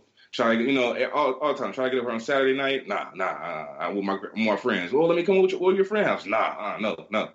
But on Sunday, between like this window of time, I can come over. Now, I started going over, smashing. It was at a crib or whatever. I mean, I'm smashing all over the crib, right? I'm like 18, man. Just got all the energy in the world. Right. She starts inviting her friend over. So, I go off and I smash shorty that I met, right? And then next thing you know, like her friend would start flirting, and then we all start messing around. And I didn't have like a threesome per se, but just say we all got to know one another on like a one-on-one kind of. We would each sneak off with one another around this girl's daddy house, right? Because she was her mom wasn't in the picture; it was just her dad. Well, he had this room, never went in. You know how it is that didn't go in his master bedroom, then his office or whatever. Right. Well, this went on for a long time, and one Sunday, I'm talking, bruh. I mean, it went on to the summer. I told you about to graduate high school, so I graduated. It went on from like February all the way to the time I graduated. I went to college. We still had like a every now and again they would call me when they come home. One of them went to A&T, I believe, and the other one I think went to St. Aug, if I'm not mistaken. But so we would get up like for a little while after we graduated, and mind you, I got so comfortable with this that I'm just like coming over now. I know where the food at. You know what I'm saying? Like I mean, for real, bruh, it's to the point where dudes that I hoop, because I was a hooper, you know what I'm saying, in high school. So dudes that I would hoop with lived in the neighborhood and would see my car. Like I start coming over, parking, walk across the street, down the street. I'll be hooping, come over, take a shower. You know what I'm saying? Smash, eat. I come over, we watch a movie. You know what I'm saying? Right. Final with each other, we're doing like all that shit, right? Yeah. So one Sunday, I fall asleep after I come over, and I remember she told me I can come over a little early. So I go over there. It was like early, it was like 10 a.m., right? And I was over there on a Sunday morning, 10 a.m. Didn't even like really do much. Still having the same shit out, like ball and shorts I slept in type shit, right? Just brushed my teeth and went out the crib. I was ready. Her and her friend was over there. So, of course, I'm over there doing my thing and fall asleep. Because, mind you, I got up mad early and just went over there. Right. And it's like 5:30. Next thing you know, they waking me up like, yo, you got to get out. You got to get out. And you're sleepy or you just wake up. You're not thinking straight, right? Right. So they're like trying to stuff me out this like window. And I'm like, I'm not going. My body's not working. First of all, what's going on? And she's like, you got to go. You got to go. And then I'm like, what's going on? She's like, my dad's. And I was like, I'll just hide. And her friend's like, no, fuck that. He's a cop. He'll find you. First of all, they just breezed over the cop part. I'm like, wait a minute. What? He's a what? She's like, yeah. That's why you be coming over here on Sunday, because this is the time he works the movie theater. This is the only time I have for you to come over here for all this time. That's what he's been doing. It's during his work schedule, right? And I'm like, holy shit. So anyway, okay. So she had one of these like crawl spaces in her closet where you can like basically reach the AC. Right. So I got in there. Bruh, I was in there so long, I fell asleep again. Yeah. Yep, I fell asleep again. And so, mind you, they came and got me and like woke me up and was like, okay, you're going to have to sneak out the window. So I'm like, what? He should be asleep. She's like, no, he's asleep on the couch. This nigga's like sleep on the couch. Gun on the fucking coffee table. Like, cause I can see a TV on. And then look, we in the kitchen. And he's like, what y'all doing in there? She's like, we're just getting a drink, daddy. Right? He's like, oh, okay, baby. Right. Bruh. And I'm sitting there like, and she's like a high yellow red bone, right? So I'm thinking her daddy finna be this like short. I'm just in my mind. He's a short little light skinned ass nigga. No, he's this big black Robin Williams looking nigga. Okay, big as fuck, bruh. Like huge. And then now, and then, shit. Thank you. And mind you, now the rose-colored glasses are off, okay? I'm no longer seeing the utopia of sex that I was in. I'm looking around. I'm seeing the family pictures. I'm like, oh, this nigga was in the military, too. Oh, my God. I'm like, so, okay, what we got to do? So she has, like, it was like, they had, like, a bonus room above the garage, right? And of course, they had a back deck that was covered with like it was like screened in. So I had to go out this window and like walk on the roof basically to like lay my legs off of the ledge and kind of like dangle down to where my tippy toes could hit the roof of this deck. And then that's how I got out of this fucking crib, bro. And that was the last time. That was the last time I'd ever went over there. And I tried to get her over my house and stuff a couple of times afterwards. But we hooked up a few times, but it kind of died out because I was so shook after that, bro. And I'm talking about, like, I was over there from, like, 10 a.m. I didn't end up leaving until, like, 10-something at night. Oh, or, like, my 11. God. Oh, my God. I didn't eat all day. Okay, I was tired, scared. It was, so, mind you, and I was up in this dude's house that whole time. You know what I'm saying? So that's why I know if I have a daughter or a son, I know all the tricks, okay? We just going to have a talk and trust one another, be on the fucking honor system, because I know, and I'm going to find out, because I know. I've done it all. You know, I've snuck in the house. I've been the dude getting called there when your man leave, you know what I'm saying, and you don't want to mess with him or whatever the case may be. I've been in them situations. So if I have a daughter, Fuck no, I can't trust her ass. I'm having cameras in the house. Nigga, what? What? It's gonna be No. cameras she don't even fucking know about. I'm gonna have cameras, nigga, everywhere. Everywhere, motherfucker. Like when people was talking about T.I. on his daughter for the virginity shit, I don't blame him. Now I ain't gonna condone all the stuff he doing because she gonna do what she gonna do. You know what I'm saying? All I'm saying is, I want my kids. I want to be able to have the conversation with my children and they not be embarrassed about it. And that's when I can trust that they're mature enough to at least have an open dialogue about this shit. So you know what I'm saying? Then I can hopefully steer them in the right direction. But I know the fucking tricks, dog. I know. Like my mom, I told her as I got older, the one thing you did wrong with me was work at night. And she said, well, I was like, you gave me too much freedom with that. And because you already knew my defiant ass. You already give me an inch, we're going to take a mile. Like, but that's why I know all the tricks. I was the kid that was able to be the one out all night. You know what I'm saying? I had to make a decision to do right, which I'm thankful I did in a lot of instances. But fuck no. Like, even a son. Like, I have a son. I know that little nigga gonna be trying to sneak in and out of windows. Because that's the fuck I was doing. Because that's what I did. Yeah, you already know. Trying to sneak somebody in. I'm not gonna be trying to be the parent that's like, oh, bring him here. I'd rather you be doing it in my house out in the street. I'm not like that. But I just want to have an open dialogue about the shit, and you know what I'm saying, try to contain and make sure they make good decisions. Even because they gonna fuck. Kids gonna do what they're gonna do. They're gonna have sex. They're gonna explore. Yeah, I just want them to know about what they're doing and be as safe as possible while doing it. You know what I'm saying? Oh, no doubt. Be smart about it as possible because they gonna do it, man. This girl took me from Greensboro. I never knew her. She took me from Greensboro and brought me to, like, that Saturday night we got back. I think it was Sunday night we got back. I talked to her on the phone for maybe like twice, like throughout the week. That Sunday I was at her house smashing, bro. So you think my fucking daughter wouldn't do that to me? You know what I'm saying? Like, absolutely. And all you will see is the apple of your eye, just like all these other dads did. That's it, bro. Like, that man had no idea how that chair he was sleeping on, or like, he had no idea. And I felt kind of bad. And I knew in my mind, I felt that he would know everything instantly or what happened around his home the moment he saw me in there. You know what I'm saying? Oh, if he saw you, yeah. But so let me ask this. Let me ask this question. Were you the mastermind behind the planning of sneaking in, or was she the mastermind? It was her. See? Like, I just literally, but okay, I was the mastermind of like, okay, we got to get up. There's got to be a way. Right. You know what I'm saying? Course, I gave her the nudge. But okay, here's my thing. The way she conducted herself, and then, okay, the whole friend thing, they had to have done that before because she was just too cool with the shit and never once asked me to like date or nothing like that, right? And it was never more than just that Sunday. Like I'm talking about, it was like clockwork. I could look forward to it. And it was almost like I thought I had a girlfriend for a little while, and then the friend pops up, and I'm like, okay, you know what I'm saying? I guess I don't have a girlfriend.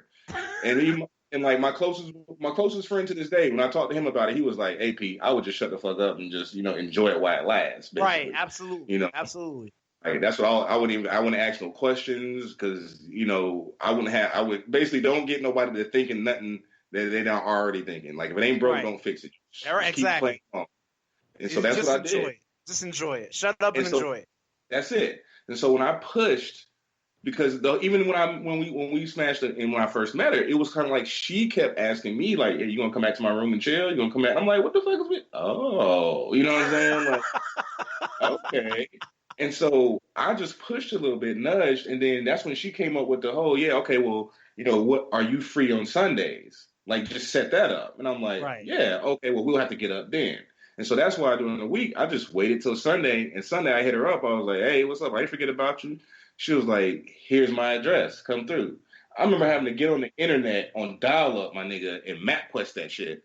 Right. You know what I'm saying? And so then when our friend came through, it was like, "Hey, why don't you go show her what you showed me earlier?" And I'm like, "What?" And she's like, "Yeah, I told her about it, and she said she wanted to see, but she's too shy to ask you." So it was like, somebody's daughters was in there basically like, okay, just in exploring and having just as much fun as I was.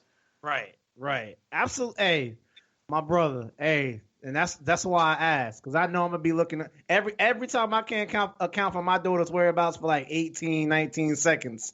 I'm gonna be like, where the fuck you at? Right. You gotta hope she just makes smart decisions, man. Right. If she starts having sex, just be smart about this shit. You know what I'm saying?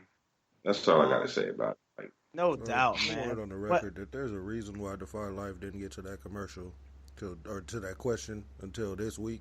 Because last week I was not prepared to answer it. This week, no. I'm still not prepared to answer it. I don't want to have children, so these hypotheticals about children I don't want to have, it's difficult for me to come up with an answer for something I really don't anticipate. Oh man, have a little fun, brother. Come on.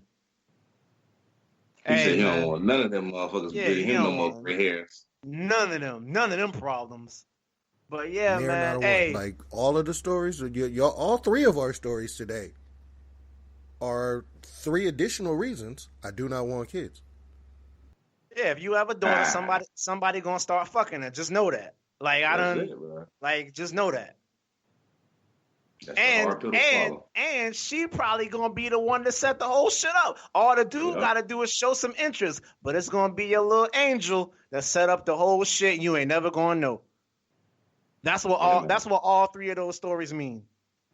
I mean, pretty much These all the time when I hypothetical was in high angels, school, I hope y'all take care and of them. I'm gonna be their hypothetical uncle. Y'all ain't getting right. no I mean, hypothetical angels from this side.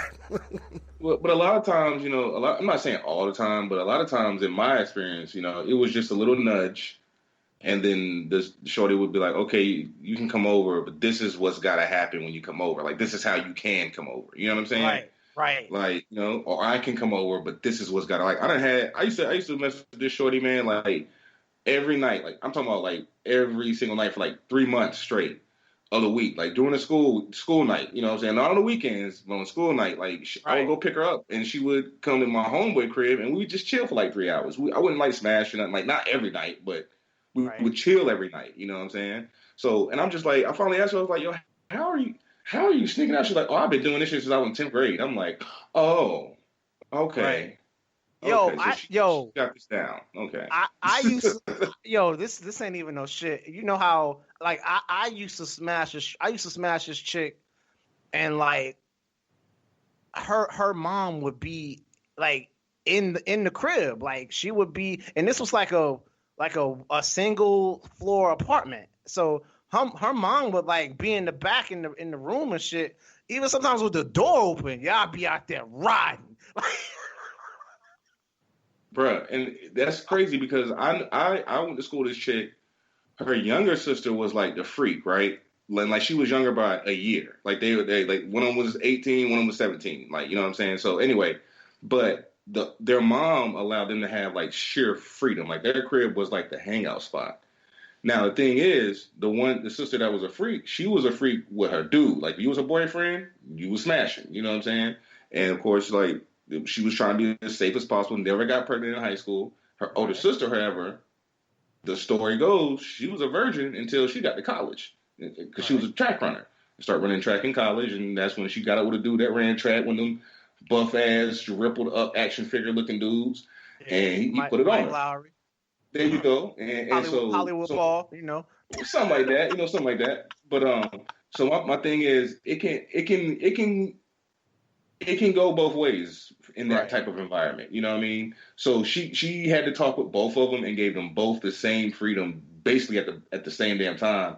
And one of them chose to just be monogamous with her freedom. You know what I'm saying? And the other one was like, yeah, I'll flirt with dudes, and I may mess around to a point, but never to a point to where I can't turn back and I'm going to do something that I ain't ready for. You know what I'm saying? So Right. it's all about how your kid is going to take the talk you have with them. No doubt. It But all yeah, boils. but Shorty was just like what you saying. Her younger sister, man, her dude would be like you could hear them. You can tell it's doggy style by the cheek slapping in the next room, and then Right. they come out Right. like It's nothing now. Like they're just like, oh, is y'all playing cards? Just like, wait a minute, nigga. Wait a minute. Y'all just able to do that? Like, it's cool. You know what? And I'm still like 19 at the time, so I'm thinking like, well, her mom could come out because the door was open. Her mom could come out this room at any time. And it was always like on some doggy style type shit or whatever. But still, like, so it gave us enough time to like kind of separate or whatever. But still, like, and I never thought, I was like, well, what are my chances of getting caught? Because but once again, it's what she wanted. So yeah, man. But right. This ain't what I want, but it gotta happen. We gotta end the show, man. Yeah, man. Hey, yeah, man, we gotta come to a conclusion, man. I guess it all boils down to have the conversation with your kids, but you damn sure gotta keep an eye on them little motherfuckers too. And that's 100% from the unsupervised crew. Hey, West Coast J, do me a favor, man. Zip them up. Man. Y'all wild. So, I'm glad my brother didn't grow up with y'all because I feel like his tactics would have been way more devious. He already locking up kids in the closet for me. So messing around with y'all, it would have been way more tactical. Past that. Oh man, so I'm sick. I'm taking that like I said before, I'm taking that as a warning shot from Mother Nature. Y'all be safe as they open things up. Please remember to cover your face so that you are not sharing what you got or getting what other people got. Continue to wash your hands. I'm mad that I gotta talk to you like your kindergartners. And furthermore, please be excellent to one another and treat people the way you want to be treated. That's all I got. No doubt. You heard it here first, man. Hollywood Paul, do me a favor, man. You gotta zip them up. Yeah, man, I ain't got much, man. Just keep paying attention to what's going on in your politics, because it might be something going on that could benefit you, or you might have a say on, or whatever. Just be mindful. Treat people with respect, definitely. Try to stay away from motherfuckers. I know everybody itching to get out and do something, ready to go party and shake their ass, or just go be around people, have a Sunday brunch. But be mindful, you know what I'm saying? Just be mindful. Yeah, take care of yourself. Stay clean. Always, treat people as you want to be treated. And definitely, if you have kids, keep an eye on them motherfuckers, man, because they up to some shit. Because your ass was. But that's all I got. No doubt. I don't have nothing too crazy either, man. Once again, my guys and I are back for another week, episode 15. We definitely hope you enjoyed it. Man, we opening back up, man, so everybody stay safe. I'm going to echo West Coast J, stay safe. Shout out to the first responders. Please keep doing what you're doing. We know we about to make y'all lives a whole lot more hell, but that's what they're telling us to do, man, because they want to reopen the economy. So, keep your ear to the street. Everybody stay safe, and pray for the Arbery family, and you know what I'm saying, and just give some feedback if you have any thoughts on what we shared today. We'd love to hear your thoughts and chime in with them. And I'm gonna end every show how I always end every show, man. Tune in next week. Hollywood Paul gonna have to eventually give me one of those stories where the boyfriend was coming home, or the boyfriend had escaped, or he was gone, or whatever. I got to get one of them stories. But man, until we get it, you already know what I'm saying, man. You're not rocking with Defy Life. What's your life about? We out. TakeJones.com.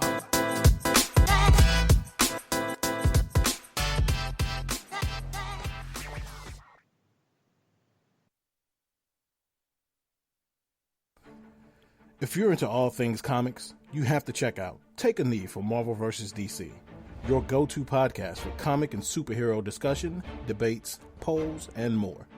Tune in as Regular Scott and Ozzy Killmonger chat about your favorite comic topics, and you never know who may show up for an open mic, or what will be next on their favorite One Gotta Go.